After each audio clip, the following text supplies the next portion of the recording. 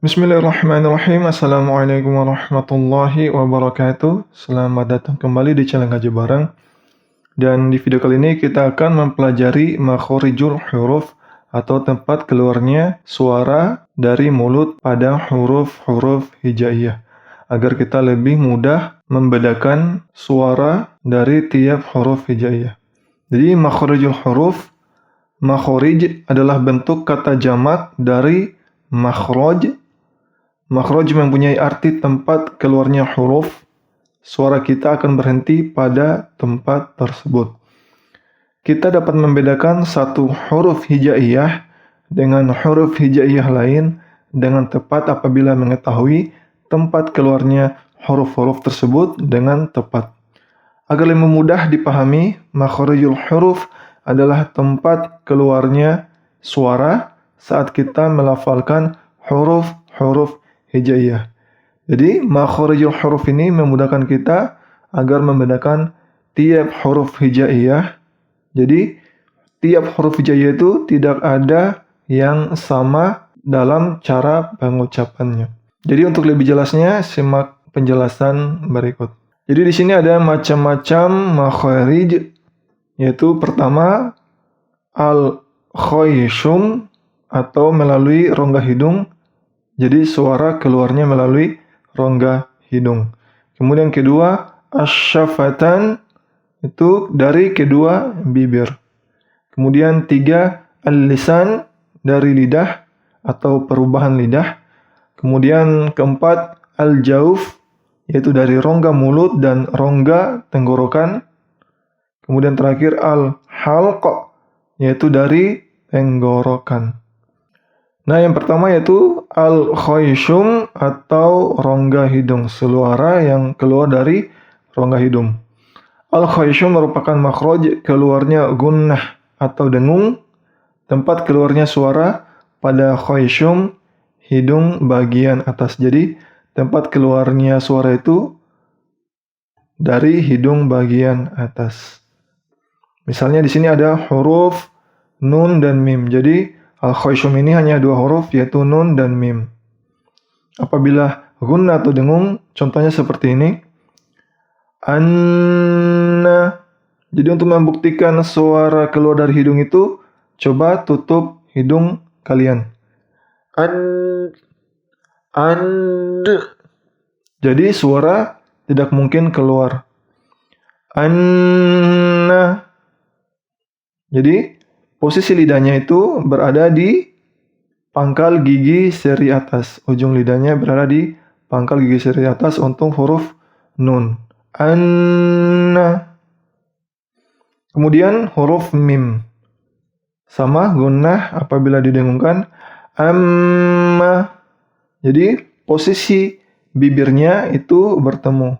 Kemudian diucapkan amma. Jadi suaranya sama-sama melalui rongga hidung. Sama seperti nun, cara membuktikannya itu melalui rongga hidung. Coba kalian tutup hidung kalian. Jadi suara tidak akan keluar atau terhenti. Ingat nun dan mim. Yang kedua yaitu asyafatan, yaitu dari kedua bibir. Yang pertama huruf ba. Huruf ba, bibir atas dan bibir bawahnya itu bertemu. Ba. Ba. Kemudian ditekan. Ba. Kemudian huruf mim, itu sama seperti huruf ba, bibir atas dan bawah itu bertemu, tapi tanpa ditekan. Langsung suara mengalir seperti biasa. Ma. Ma. Kemudian huruf waw. Huruf waw bentuk bibirnya yaitu dicucu atau sedikit dimonyongkan. Kemudian diucapkan huruf wa. Waw. Wa. Wa. Jadi bibirnya harus agak dimonyongkan. Kemudian huruf fa. Huruf fa cara pengucapannya yaitu gigi seri atas, ujung gigi seri atas ini bertemu dengan bibir bawah. Ingat, ujung gigi seri atas bertemu dengan bibir bawah. Fa. Fa. Ketiga, al-lisan atau lidah. Jadi tempat keluarnya suara itu berasal dari perubahan lidah. Jadi contohnya di sini ada huruf K. Huruf K itu lidah agak belakang tapi tidak ke belakang sekali. Ingat, lidah agak ke belakang itu bertemu dengan langit-langit atas. K. K. Jadi karena sifat K ini yaitu hams atau sedikit dihembuskan, jadi kita sebut K. Jadi sedikit dikeluarkan angin. K. K. Kemudian huruf Qaf. Huruf Qaf di sini lidah paling belakang itu diangkat bertemu dengan langit paling belakang pula. Jadi agak belakang, jadi kedengaran seperti ini. Qa. Qa. Qa. Jadi berbeda dengan K. Qa sifatnya tebal, jadi Qa. Qa. Itu lidahnya bertemu dengan langit-langit paling belakang. Berbeda dengan huruf K. Kaf. Selanjutnya itu huruf Ya. Huruf Ya itu tengah lidahnya itu diangkat mendekati langit-langit. Jadi tidak menyentuh langit-langit, itu mendekati langit-langit. Ya. Ya. Kemudian huruf Shin. Huruf Shin atau Sha itu tengah lidahnya diangkat itu mendekati langit-langit juga.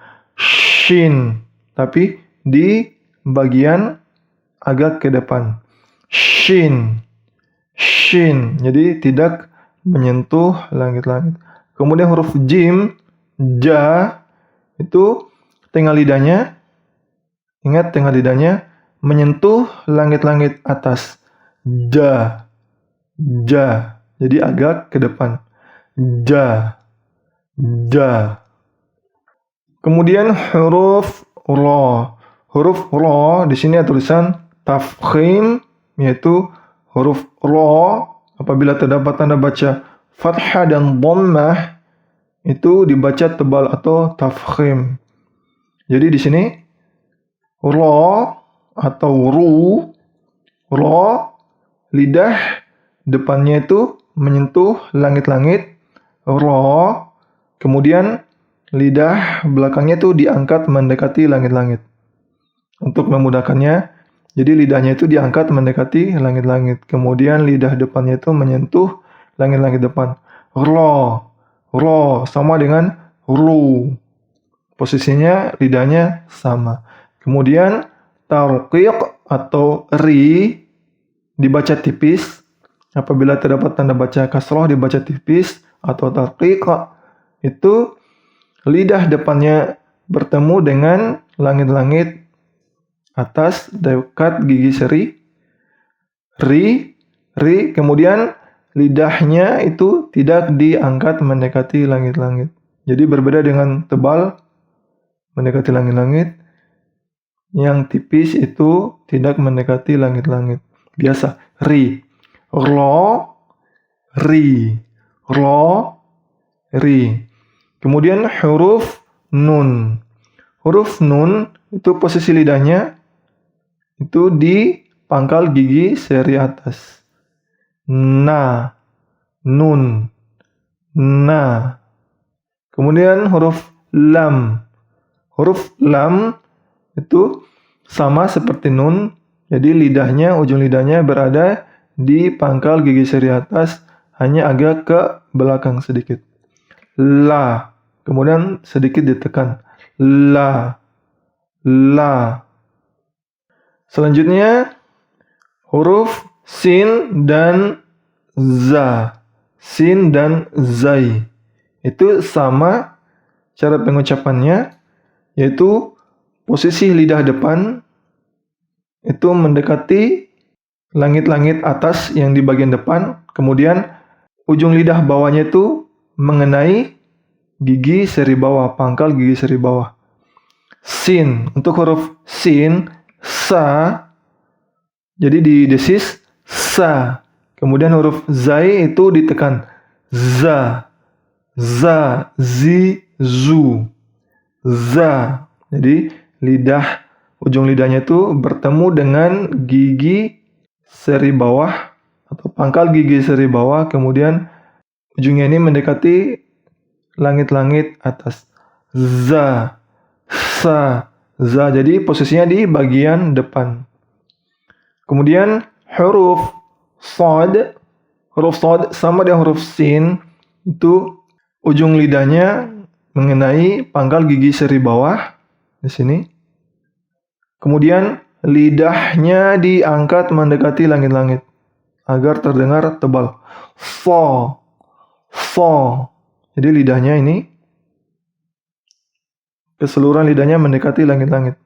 So. Jadi berbeda dengan sa. Ini so terdengar tebal karena lidahnya diangkat mendekati langit-langit. So. Kemudian huruf dal dan huruf ta.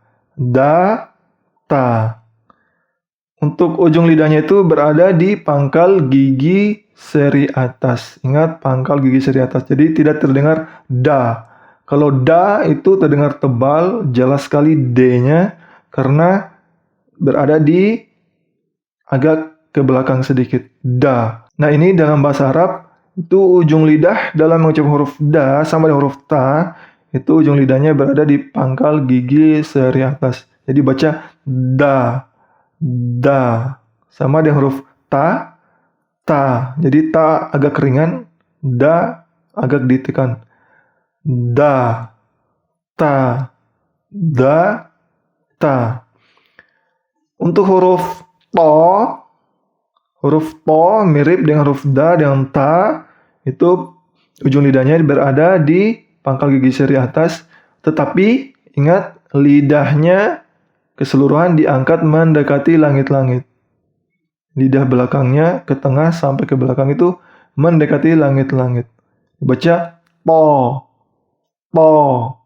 Ingat po. Untuk memudahkan teman-teman, jadi lidah sampingnya itu mengenai gigi geram atas. Po. Dengan ujung lidah tetap di pangkal gigi seri atas. Bertemu pangkal gigi seri atas. Po.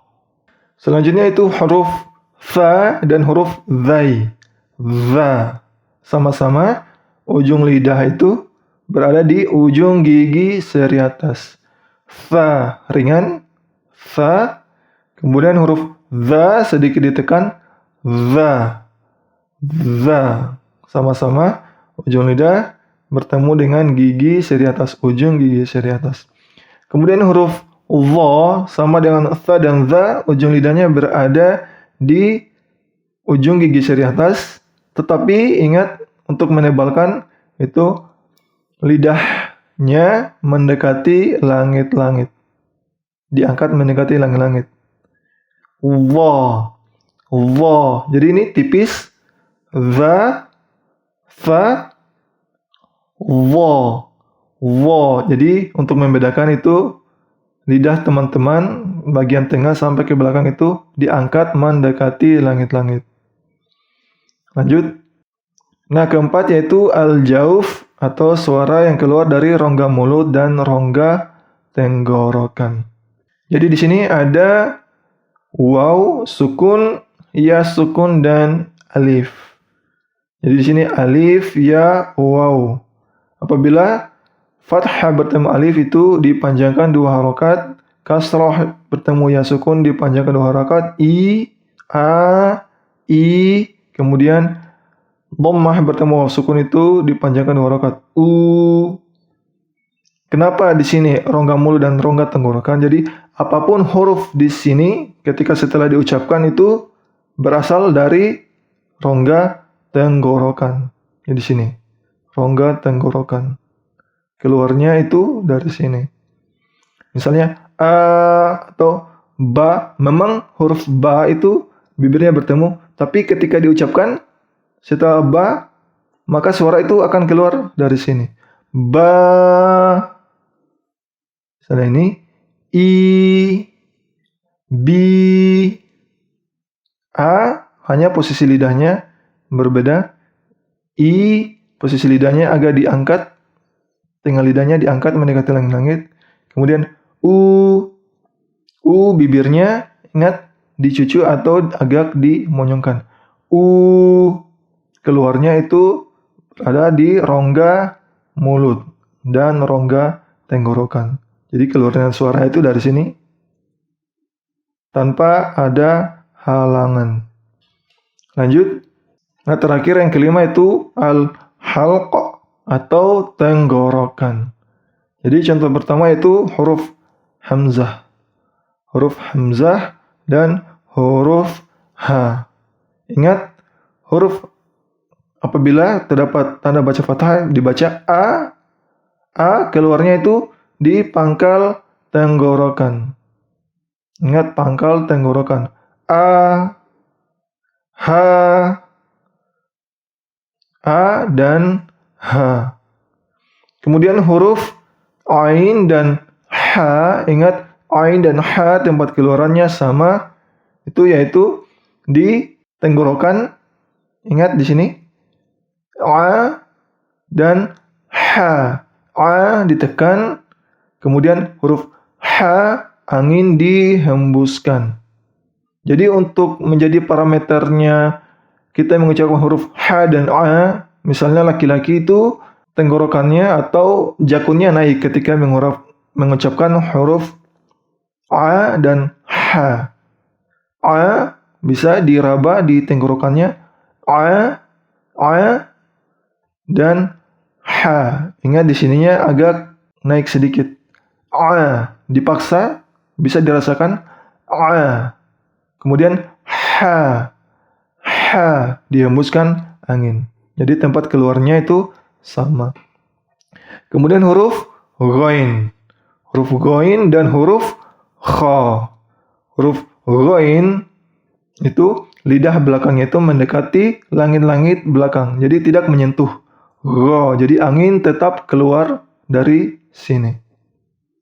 Gha. Untuk kha untuk memudahkan seperti teman-teman membuang dahak tapi sedikit saja. Kha. Jadi jangan diperbanyak. Kha. Jadi diperhalus saja. Kha. Gha. Kha.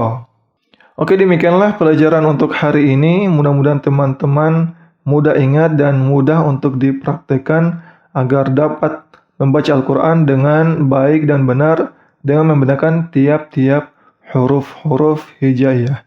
Agar tiap huruf hijaiyah dalam Al-Quran itu dipenuhi hak-haknya. Oke, demikianlah untuk video kali ini. Mudah-mudahan bermanfaat. Lebih dan kurangnya mohon dimaafkan. Wallahu a'lam bishawab.